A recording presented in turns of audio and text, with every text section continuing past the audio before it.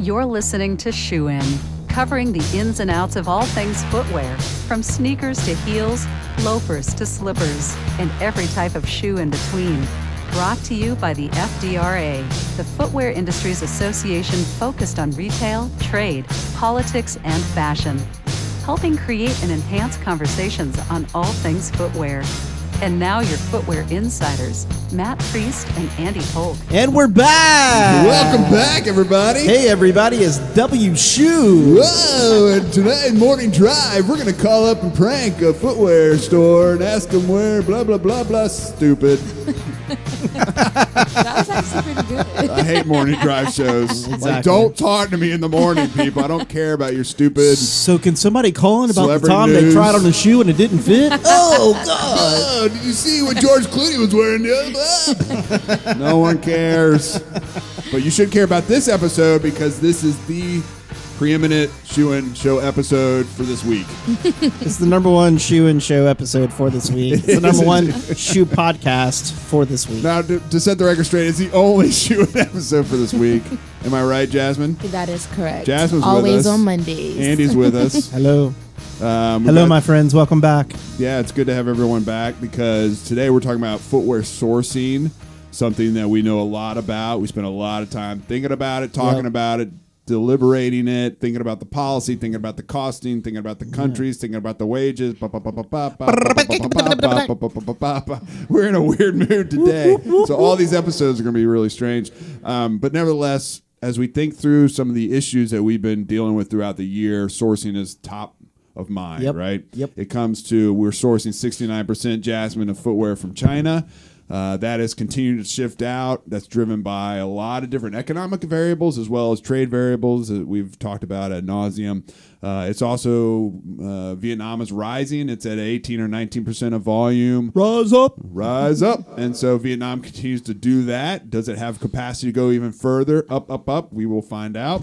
Indonesia rounds it out of the top three. But we've got a lot of going on in the sourcing space. And as we look back to the year, some of the themes that were popping up, we were able to capture in a conversation at the 2018 Sourcing Summit. Am I right, people? Yeah, so it was actually a panel that you ran, but it had domestic production issues and challenges. Check.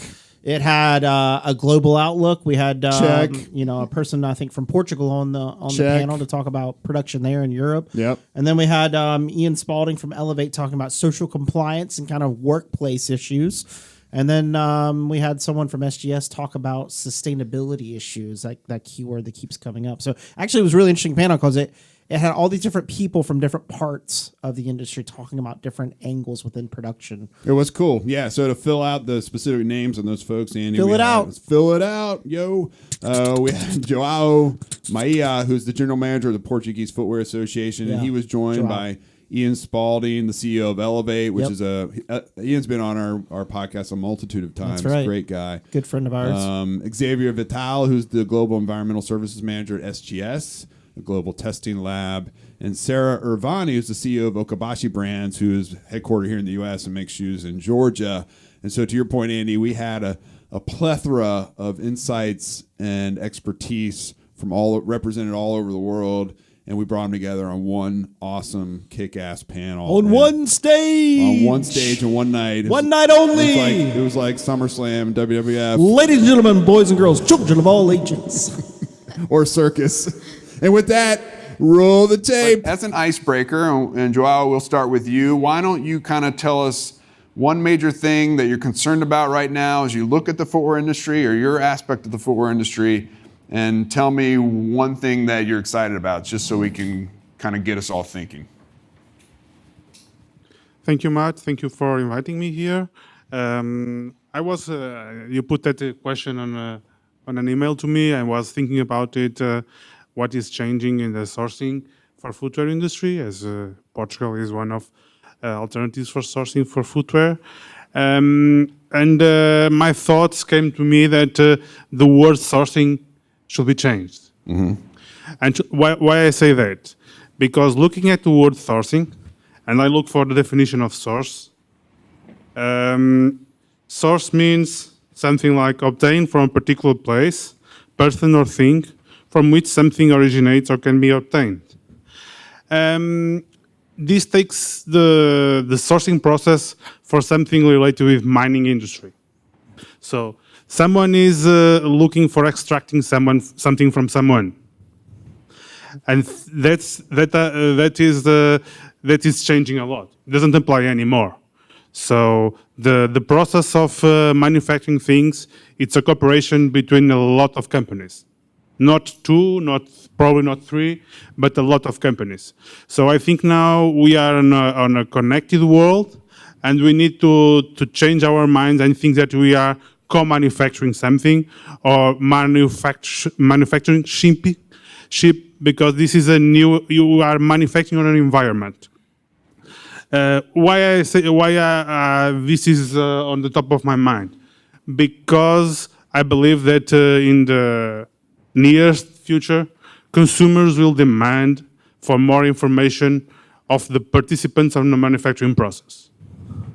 And this idea is completely out of the sourcing word and terms. That's my contribution for this panel. I think that we need to change the term sourcing is not updated anymore. Well, I will say extracting shoes out of Portugal is a very fine endeavor. Having visited Porto not too long ago, so if you have an interest, do it. It's about a 6-hour flight out of JFK, so it's not that far away. Ian and I are friends. Ian has 3 sons. I have 3 daughters, about the same age. So we have this conspiracy that if Ian's sons are up to snuff, then we will marry them in Vegas during Magic and save a lot of money. But with that, Ian is also CEO of Elevate and a dear friend. And so Ian, why don't you kind of tell us one thing as you look across the footwear industry, and you guys serve a lot of different industries, let's face it, tech, apparel, footwear. What's something that's keeping you up at night, and then what's something that you're excited about? Yeah. Well, first off, does the rule that the father of the bride still pay for the wedding, does that still apply? No, you live in Asia, right? It's the other way. Is it the other way around in Asia? That's what we'll do it. Do 3 for 1. Let's just have one big. Okay. No, Matt, and first off, thanks to Matt and Andy and the whole team for allowing me to be here. I would say that the FDRA has really gone from strength to strength, and in this event and a number of the events, the insight they are able to provide, the Shoe-In show, if you guys don't listen to that, it's actually very entertaining for shoe dogs in the room. So just a little plug on your behalf. Verbal dowry? Is that what you're doing? Yes, exactly. So I think, look, what keeps me up at night is I think there's a lot of positive things happening in the global supply chain as it relates to compliance and sustainability. And a guy that does auditing for a living, you wouldn't think I'd say that, right? That the world is getting better, factories are getting better, the factories are improving on health and safety. That is absolutely true, and I actually brought some stats to share with you, because we work with 250 customers. We audit more than 15,000 workplaces a year, from tech, Apple supply chain, to footwear, to apparel, Bangladesh, Vietnam, India, China, et cetera, et cetera. The average work week is down. So in China, the average work week for footwear is actually down to about 2018 is about 67 hours per week. Of course, above the law. We know that. Okay. And it used to be much higher. We're talking about in 2011, it was around 76 hours per week. So it's come down a lot, actually. Now, what's interesting is the number of workers have come down. So the average factory size in China for footwear, I pulled these numbers, was 831 workers for all the factories we visited in 2008, and now it's 350 workers. So the factory is getting smaller. In contrast, in Vietnam, in 2008, it was 552 workers. Now the average footwear factory that we visit is around 1,650 workers. So we're having more workers. You would think, though, that work hours would actually go up with more production going to Vietnam, to your stats earlier. And what we're seeing in Vietnam is the work hours have come down, actually. And so in Vietnam, we're seeing it come down to about an average of 58 hours per week. So factories getting bigger, compliance levels are getting stronger. Now, again, Do the factories in China, Vietnam comply on work hours? No, they don't, because the law is incredibly rigid and very difficult to comply with. But nonetheless, the overall averages are coming down, which is a good news. Now, the challenge, and this, and I know we got a lot of other panelists to get to, but the challenge is that we also, and I think Andy mentioned this a little bit, we have two different supply chains. So this is what keeps me up at night, is you guys visit lots of really, really grade A factories, and you're so impressed with them and that sort of thing. But you don't visit the subcontractors. That's the reality. You don't. And we see prison labor. We see child labor, even in China, right? Where we know things have improved in the last 20 years. So how could we actually have two different narratives? One narrative that says, hey, things are getting better. Look at all the progress that we've seen in Dongguan, in Guangdong, in Fujian, and in Panyu, et cetera. And then we also see, wow, we still see child labor. We still see 100-hour work weeks. We still see these challenges. So I think that's the challenge that comes in, is as we dig deeper into the supply chain, we see that actually some factories, in order to survive with all the changes in macroeconomics that you guys have discussed and shared, they're resorting to unauthorized subcontracting, taking some of the production, putting it in higher risk locations. And we definitely see that a fair bit. Now, that being said, the big trends, Vietnam, factory conditions in Vietnam are better on average than factory conditions in China. So, and I will take, we can go toe to toe on factories and compare it. The reality is the Vietnamese worker, because they're local, they're not willing to work 80, 90 hours of work a week. But in China, you still have migrant workers. And they're willing, because the dormitory is there, they're willing to actually work beyond what many would say would be a reasonable work week, et cetera. So lots of positive things happening with the trends that we're seeing. More production in Portugal, better production there among legal documented workers. Maybe there are some other challenges that we're struggling in some parts of Europe, et cetera. Okay. Perfect. Thank you, Ian. Xavier, so sustainability is your thing. SGS does a lot of work in the space, but as we get started, kind of what are the two things keep you up at night and something you're excited about within the footwear industry? Yeah, thank you. And so thank you to have another guy with a French accent in the panel. You did a good job this morning with We're that. international, my friend, international. So what keeps me up at night, I have two babies, and I'm a sustainability guy, and of course, I want us to live a planet where they are going to enjoy, the same beauties that we can enjoy today. So that's I think a purpose of people that think about sustainability is saying, okay, how can we move this industry to do things better, and to instead of trying to do less bad, is trying to do good things actually for our environment. So the challenges that we see, and you mentioned that, people don't know their supply chain. Some do, and there are some of the guys in the room that did a great job mapping their supply chain and going beyond the tier one. And when you start digging into the supply chain, and you go to the tier two suppliers, to those small facilities that do the dyeing in the rainforest or like in Indonesia, and you realize that those people that handle chemistry, they don't know what they are doing. And this is scary because that's, they are subcontractors of sometimes subcontractors, and we don't go there. We don't know what's happening. So there's a lot of lack of knowledge, and there's a lot of still things to discover. And what is positive is that we see this move and this trend of going beyond just what you know, and start digging into where the challenges are really. So that's what is really motivating, and that is making me this every morning in a positive way. I'm very positive too. Good. We need it. Well, it's one of the things we're exploring as an organization is how do you design the sustainability, meaning that the brands have a certain look they want, and it's not necessarily a sustainable design translated into sustainable manufacturing. So as an organization, that's kind of the next frontier for us. How do we provide that education that's missing to designers so they can think more sustainably when they're just at the forefront of the process when they're starting to design the shoe? So we will be in conversation about that for certain. Sarah, last but certainly not least, I'm so grateful you came back to be in the FDRA panel gauntlet that is our events. And we brought you back because you have a unique perspective. You own a U.S. manufacturer. You own a dynamic brand here in the United States. It's a totally different dynamic than some of the things that we've been talking about. But at the outset, what keeps you up at night and what are you excited about? Maybe it's the same thing, right? A lot of us stay awake because we're excited about something, but nevertheless, what are you concerned about and what are you excited about? So I'll start with the positive, I suppose. I'm also a positive person.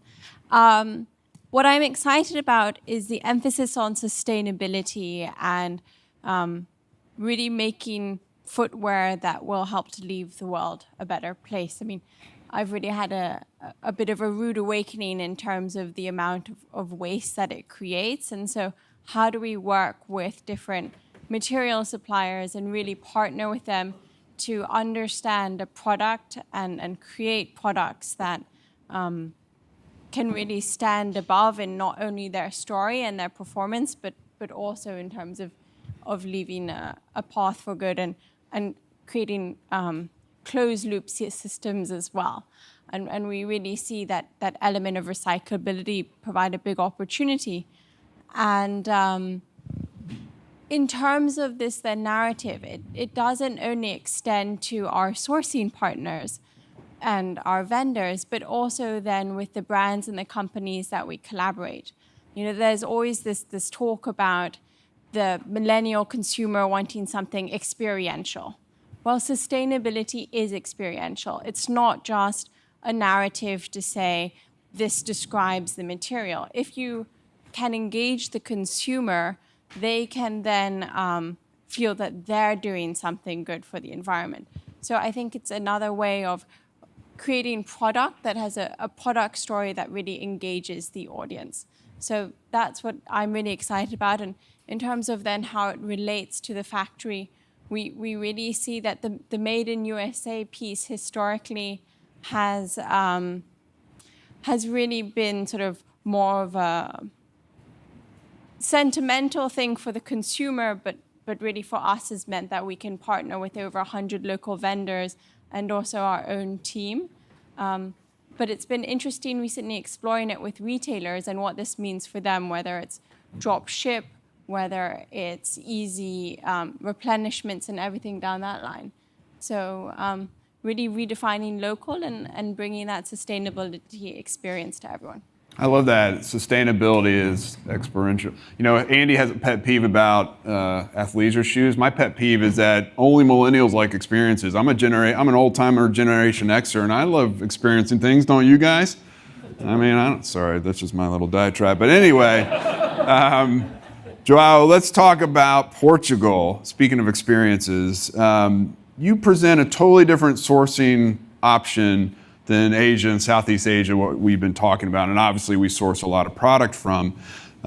Tell us, kind of give us a profile of the Portuguese footwear environment and what sourcing out of Portugal means. What are some of your strengths? And also what are maybe some of your honest shortfalls and ways in which you can't compete with some of our other sourcing platforms? I can start by the faults. Clearly, our fault is price and costs. If price and cost it's top of your mind, you shouldn't go to Portugal, but you also won't go to Italy or Spain. So if you are thinking Italy or Spain, you should consider Portugal. If you are thinking only in Asia, you can forget Portugal because it makes no sense to go there. So now about our competencies.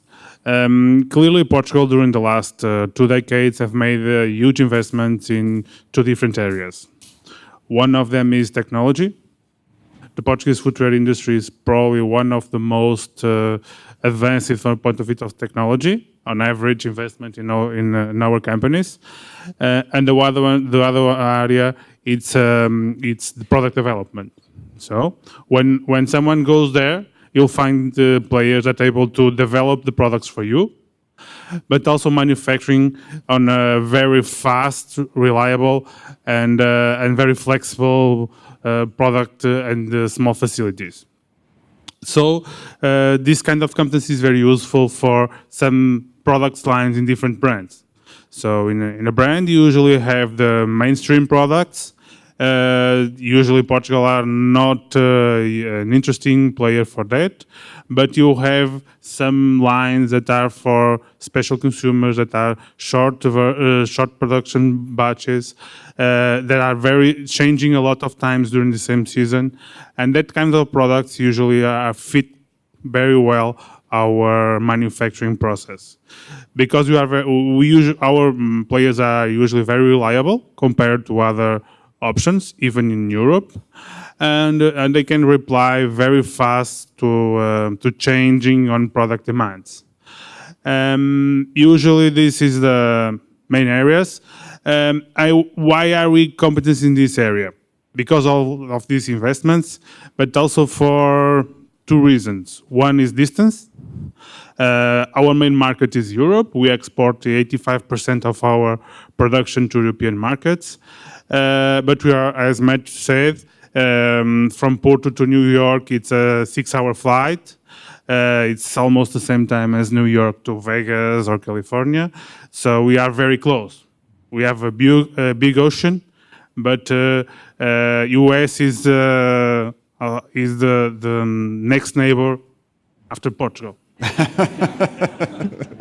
So in one side we have Europe, on the other side we have US. So we are neighbors. And the other interesting thing about Portugal is that our industry is organized as a cluster. So when you go there, you'll find everything. You'll find everything not only on components area, you'll find all kinds of component suppliers, but you'll find companies producing almost all kinds of shoes. So when you are looking for something quite different, and you even don't know what you are searching for, you go there, and you probably will find someone that are able to produce what you don't know that you need. Great, thanks for that. Ian, you set up nicely kind of the state of footwear from a working hour perspective between China and Vietnam, but from where you sit at Elevate, give us a picture of kind of what factory workers are dealing with today. One of the things that I know you guys are keen on, and others, are now that we have via WeChat and other applications, direct communication with factory workers. So what are the voices of the workers saying right now? And then pivot to innovation. We've had a lot of discussion about how do we drive innovation from the brand down to the factory level, and that tension that can develop there. So how are factories dealing with innovation as it relates to kind of the changing dynamic for footwear production? Sure. So, I mean, yeah, technology, I mean, we talked about it today. Andy sort of talked a little bit about AI and AR and how that will impact some things. But at the factory level, we, on our side of the table, you guys hire us to go visit your factories to mitigate, identify risk, and help to drive performance improvement. Ultimately, what we do today is different than what we did 10 years ago, right? And the model needs to change. We're out of this whole policing model that we're going to somehow change the industry by just getting a better policeman to visit. And so now we're introducing a lot more tools and technology that gets insight into what workers want, what they think, what motivates them. That actually can add value to the factory. If you talk to a factory about one of you guys visiting the factory for a compliance audit, most of the factories will say this is not adding value to their daily life, right? It's not a constructive process. But if you then flip it and say, well, now we understand why you actually have 12, 14% worker turnover that's happening.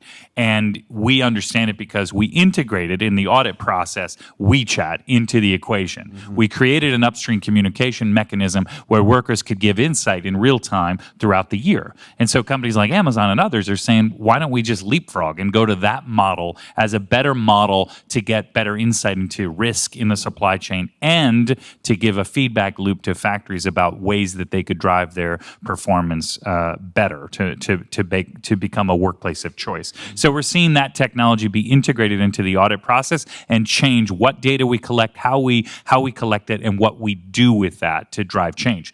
I'll just give you one quick example. I mentioned work hours.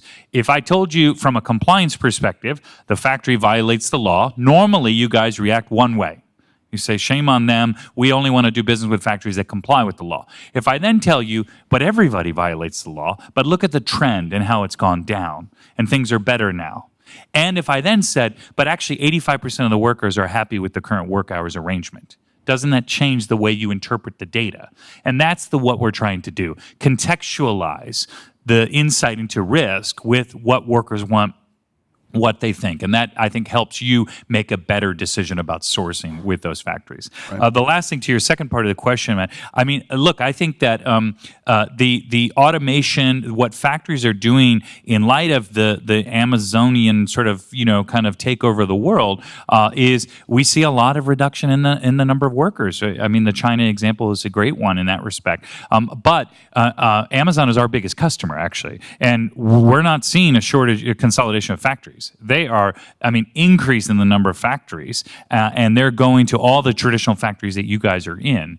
So I'm not yet at this stage of saying that this trend of online is actually resulting in significant changes in the way manufacturing is taking place. It's actually reducing the sample or the quantities, the style numbers are increasing, all those things that Andy talked a little bit about with the trends. But I'm also seeing similar challenges in those factories. There's some crappy factories that are also being used for online orders out there, and there's some really good factories as well. Gotcha. If I may, Please. just sort of building on what you're saying, I think that it's we're an OSHA compliant factory, so we don't have a gray zone, and I think that's definitely a positive. And but in terms of so that compliance risk is not something that's top of mind for us because we're here. However, on the innovation side, and really looping in on the worker level, how do you get this level of knowledge? Because no one knows the process or the materials better than the people who handle it every day. And so what we've actually found by having regular innovation competitions, we're able to bring a lot of ideas to the surface. And even whether it's with new materials and how we might use it to our own processes as well. I think about any sort of system-wide innovation contest and really making the barrier to entry very low and something that it doesn't need to be even completely game-changing, then creates a culture where progress can happen incrementally but snowball. Mm-hmm.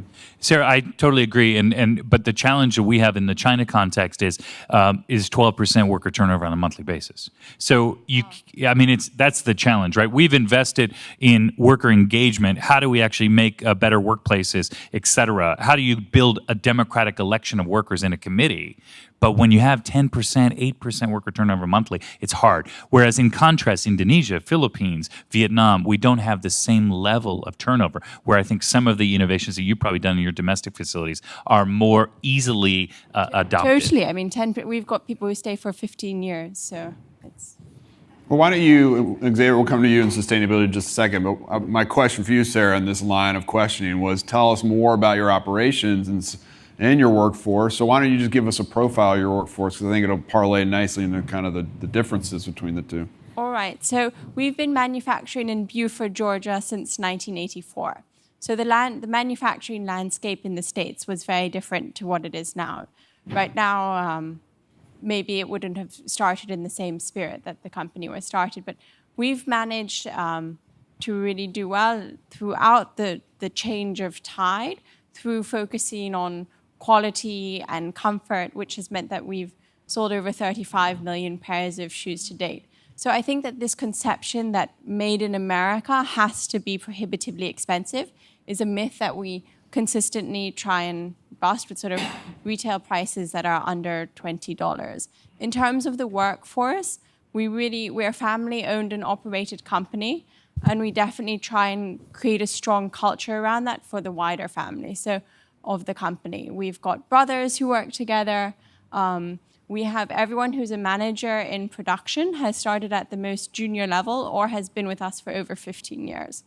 Father and daughters as well are together. So we have a combination of full-time labor and temp when we really ramp up a lot of production as a seasonal business. So it's all fairly local, and I'm in the factory 4 days a week. So I really think that everything needs to come together, whether it's the manufacturing and the consumer insights. And so that's sort of a little snapshot. Perfect. Thank you. Xavier, let's get back to the sustainability line of questioning because it's becoming more and more important. Sarah's referenced it. We heard Joey with Allbirds. These are really important aspects of the brands that are out there and are emerging or have been around since the early 80s. And so walk us through what SGS does in the sustainability space and how you equip brands to be more sustainable. And what is sustainability, right? Who defines it? Because it's not... Joao can look it up in the dictionary like it did sourcing and we can figure it out, but it doesn't mean it'll apply across the entire industry. So walk us through your thinking as an organization. How do you consult with brands to be more sustainable and what that actually means? Okay, great. So, and sustainability, and there's plenty of definitions, and actually every company makes it its own definition depending on what you want to do with it. So you have different ways to see sustainability. It covers social and environmental aspects, and the goal is really for a company to develop products that where you compromise the cost, the performance, the quality, together with environmental constraints. So how do you find a good balance between all those components? And it's adding the environmental, the social piece into the equation. So the challenge with that is that you have designers that will design products, and you have very often in the companies, you have a CSR team, the sustainability team, that is not always embedded into the product development process. They feel a nice sustainability report and they have great ideas, they are great people, but they are disconnected from the product development, from the designers. And Joey from Allbirds gave a good point today. His teams, the product development team, is the one in charge of sustainability. They make decisions having in mind those sustainability things. And that's really where companies have to try to, the goal that companies should try to reach. How can this just be embedded into the normal product development process? And that it doesn't need to be purely altruistic. For us, our material is our cost. We're able to recycle any scrap and any non-Q sort of shoe, which means that we then save on our costs. So I think it's, as you say, designing it with product development so that it's something that the organization itself wants to perpetuate and not just a marketing veneer.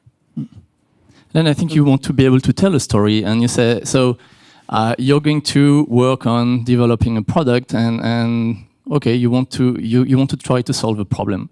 Let's say there's 8 million tons of plastic that enter the oceans every year, and the Adidas team, you gave the example earlier, and Andy gave the example of the Adidas and the Parley of the Ocean shoe, where, okay, how can we develop a product that is going to try to contribute to solving this problem? And this is where they worked on collecting the plastics before they enter the ocean and developing the supply chain that, like from the fishing nest and the bottles that don't reach the ocean, they develop fibers and they make the product out of it. So you can approach sustainability on the product side with the product development teams. And now that's great. You have a nice nice material. Is it enough? You want also to look at the supply chain. Mm-hmm. So you can enter sustainability through the product, you can enter sustainability through the supply chain. If this raw material, if the fibers are dyed with chemicals that are toxic, or that's not good. So it's a complex topic. Where to prioritize? Do I have to work on energy, efficiency, reducing carbon emissions, reducing water consumption, chemistry? Do I want to reduce the amount of toxic material that are going to the water, to the air, or that are ending up into the product? That's complex, so you need to prioritize, you need to organize the company to solve those different issues in a way that is practical, pragmatic, and that answer to what the market is also looking for. Mm-hmm. Again, the example of Allbirds is a great example. The market is ready for this if it means the performance, comfort, and the price point that consumers are ready to buy. It doesn't have to cost more, definitely not. If I'm Sure. allowed to add one idea and connect two ideas that have been put in this area. I think no one knows what sustainability means. It means an environment. It means a lot of things. I'm taking this opportunity just to connect two ideas. For me, sustainability, it can be a lot of things, but it's nothing. It shouldn't be companies employing people that has a turnover of 12 or 13% a month. This is not sustainable. So it's just to connect these two ideas. Sustainability has a lot of faces. It cannot be compatible with companies that has a turnover of 12 or 14%, because it means that in the end of a year, on average, you'll change everyone in the company. So it's not sustainable. Right. I have a capstone question, but as we're bumping up against our break, wanted to open it up to the audience for questions. So we'll start here, and then we'll go from there. No, that's okay. Sorry. Hi, my name is Farrell. I have a company called Farrell Robin, and we design and source and produce for lots of different companies, some of which are in this room, many retailers. And I feel your frustration when you talk about China and the factories in China and turnover. We opened our first childcare facility, partnering with a factory in China. It opened yesterday. We have over 75 children signed up. Our factory is thrilled. More importantly, our factory workers are thrilled. It's a partnership we just started, and we plan to roll it out with every factory that we work with. We did it in compliance with the target organization who inspired us and worked with us so that we made sure it was totally compliant. We did it in a school. We have nursing. We have teachers. We're teaching English in addition to other subjects. We did it mainly because of the problem of migrant workers. We want children to be able to be with their parents. We're a woman-based enterprise. And basically, our thought process is, if our workers are happy, we're happy. And we plan to roll this out, and we feel like if we can make everybody happy organically, then our production will be better, and we'll have a happier workflow. And that's how we plan to address the problems that we're running with migrant workers. And we don't want overtime, and we want to address the issues that we're running into organically. My suggestion to everybody in this room, feel free to do the same. Feel free to start your own childcare centers. Feel free to address the issues that you're running into with your factories organically, internally, and with goodwill and altruism. So that's the way to do it, in my opinion. And I will say that it's a trend, actually, as factories are seeing that it's harder to get people and to keep them, they're beginning to innovate. And I think childcare facilities or child-friendly spaces in dormitories are there. Marriage dormitories have popped up over the last 10 years. So we definitely see it an came increase. from us. It was our idea. We did it because we said, we want you guys to be happy. I suggest that every company owner goes into the factories that are important to them, the partners that are important to them, and start asking these questions, because we financially benefit from these countries. Yeah. If we financially benefit from these countries, they should be benefiting on a human level. And we're human beings, and that is a benefit as well. Like, that is experiential. I get tremendous joy. I go to these factories. I communicate with these peoples, and it's time for us to start giving back. And I promise you, you will get back tenfold. Every company owner in this place, every sourcing manager in here, you will get something back from this. Trust me. Well said. Thank you. Thank you for that.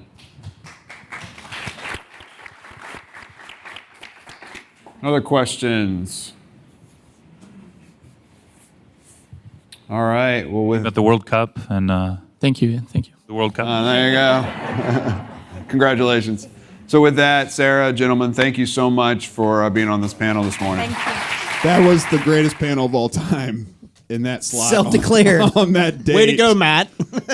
Yeah, exactly. It was the pinnacle of that moment in history. It's always good to hear from domestic producers. It is good. We, in the U.S., we produce about 25 million pairs a year.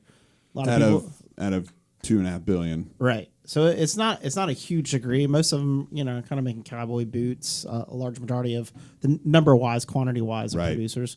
But then you have, most people think of New Balance, I guess, but having Sarah come and give her perspective, kind of a fresh perspective about totally Made in fresh. America. And she's a fresh face. She is young and has a lot of energy, and what's awesome about her, she's everywhere you go now. She's really invested in the industry, which is so key for this industry. Yep. But the panel was great because they all have different backgrounds. You have the Portuguese, European point of view. People are more and more looking outside of Asia to see what opportunities are out there. And in Portugal, I've seen it firsthand. It's great quality, high fashion, beautiful country. It has all the elements that you want in an emerging production hub for the industry. You have Ian Spalding, who is on the back end, sees what's going on in the factory level, tries to understand how to improve the lives of workers, but he did footwear and sourcing for Sears many years ago, so he has that background. You had Xavier, who is SGS. They do a lot on sustainability. He's a European himself, and has just great insights on what can be attainable from the sustainability side. And to Andy, your point, Sarah capping it off as the Made in USA viewpoint, which is, even if it's not more and more utilized, it's more and more prevalent in the fronts of our minds because of what's going on here in the United States politically and socially. So it was fun. And it's one of those things we're constantly having these conversations. Yep, so it was fun to have. Great. Well, folks, again, we were looking back at trends from 2018, and these things will keep happening in 2019, but we just want to give a deeper perspective from some experts, a rounded view of those issues. So again, thank you for listening. We're on Shoein. We're on Twitter. We're on Facebook. We're on shoeinshow.com if you want to go take a look. If you'd like to be a guest, if you have a topic you want us to talk about, drop us a line. Let us know. You could be next on Shoein Show. Drop us a line. Let us know. You could be next on Shoein Show. Till next time, see you, my friends. Shoein Show is out again. Shoein has been brought to you by the FDRA, the Footwear Industries Association, focused on retail, trade, politics, and fashion. We're so focused. Helping create and enhance conversations on all things footwear. Bring it. For information Size 7, about size FDRA, 6, size visit 5. Shoe Show. Bring it. Shoein Show. Shoein Show. Bring it. Shoein Show. Shoein Show. It's an Easter egg. Hope you listened all the way till the end. Shoein Show is back again. Got the shoes for your feet. Your feet for the shoes. Dig it, dog. You got nothing to lose.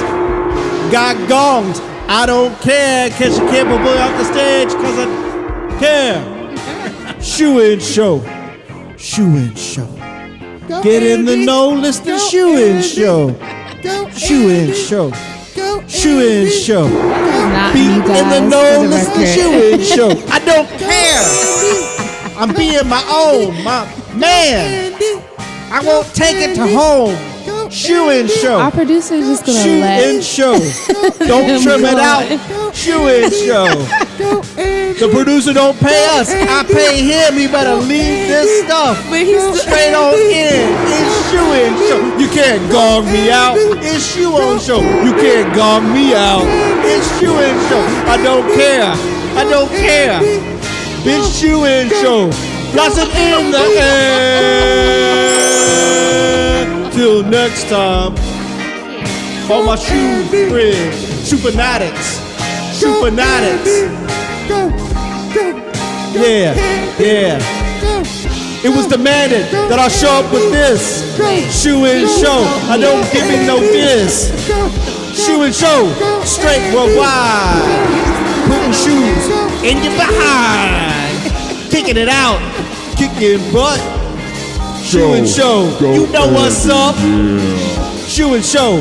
It's time to go. Till next time, my friends. See you again. Yeah. Can we listen to that again? No. I want to.